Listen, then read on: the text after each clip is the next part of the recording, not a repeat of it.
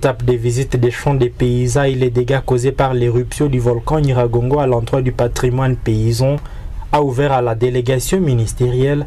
la voie de regagner le centre-ville de la ville de Goma, précisément à la maison de la femme. Là, la délégation a cette fois-ci pris contact avec les femmes de l'académie paysanne ayant focalisé leur attention sur l'entrepreneuriat agricole et la transformation des produits issus des champs, mais aussi d'autres femmes qui ont décidé d'initier leurs propres activités d'autoprise en charge.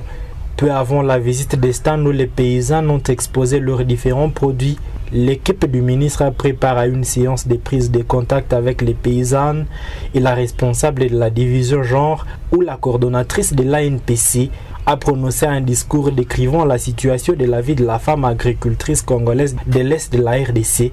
et surtout de l'ANPC qui traverse une situation plus ou moins particulière, dictée notamment par l'insécurité. Un peu partout, l'ANPC exerce ses activités et par ricochet dans la région de Béni.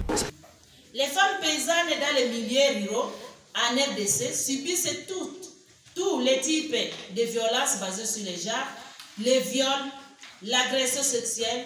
l'agression physique, les dénis de ressources, d'opportunités ou de services, les mariages forcés, les violences psychologiques, émotionnelles, avec une multitude de formes subies, comme les violences domestiques, les violences effectives et psychologiques, l'exploitation économique, l'exploitation sexuelle et la traite, les crimes d'honneur, les crimes liés à la dot, les violences sexuelles, qui a comme les abus sexuels, les attouchements, les tests de virginité, l'harcèlement sexuel, les incestes et les faticides des filles, les mutilations génitales féminines et les mariages forcés et précoces.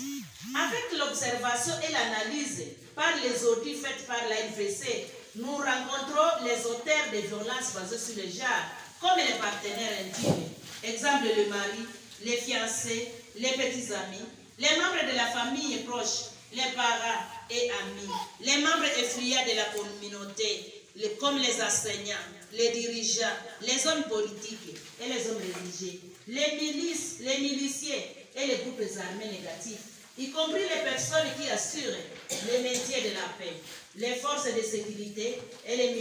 les forces de sécurité et militaires, les agents de l'aide humanitaire et les institutions. Ceci nous cause, il y a des causes surtout par rapport à ces violences, les inégalités historiques des relations, certaines croyances et pratiques traditionnelles, l'ignorance, les conflits, les guerres, les sécurités, et ces violences basées sur les genres et sexuelles,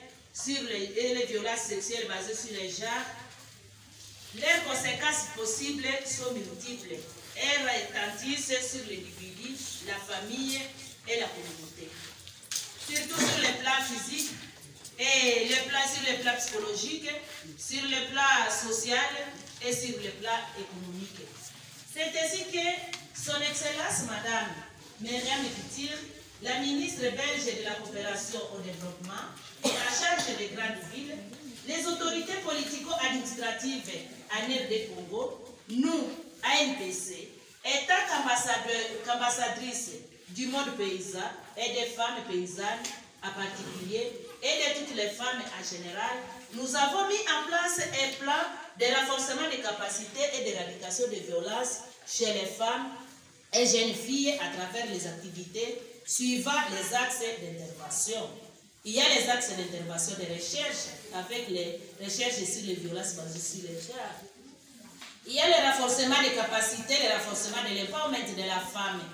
Il y a les axes de lobbying et plaidoyer et les axes de sécurité alimentaire et aussi les axes stratégiques de communication et aussi de la paix et sécurité.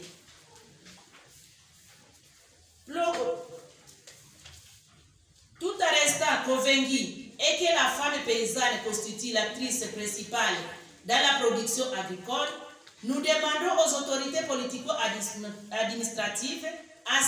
cette assise de contribuer activement aux réflexions et actions pour une professionnalisation agricole concrète et d'intégration de la dimension genre dans les secteurs agricoles à tous les niveaux, en éliminant toutes les inégalités liées au genre dans les secteurs agricoles. À sa prise de parole, la ministre Kitira a dévoilé au public le but de sa mission en RDC avant de saluer le courage de ces femmes venues l'accueillir. Bonjour tout le monde. Le but principal de notre mission ici, c'est pour la lutte contre la violence basée sur le genre. Et je suis très heureuse d'avoir l'occasion de parler avec quelques femmes ici qui sont très actifs et très motivés, mais ils ont aussi témoigné leur histoire. Je voudrais vraiment vous remercier pour votre accueil,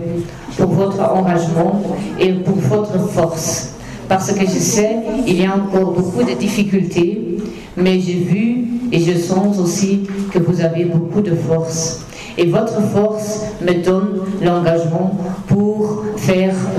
travailler ensemble. Alors merci beaucoup et beaucoup de courage. La ministre Kitira et sa suite ont visité les différents départements de la Maison de la Femme,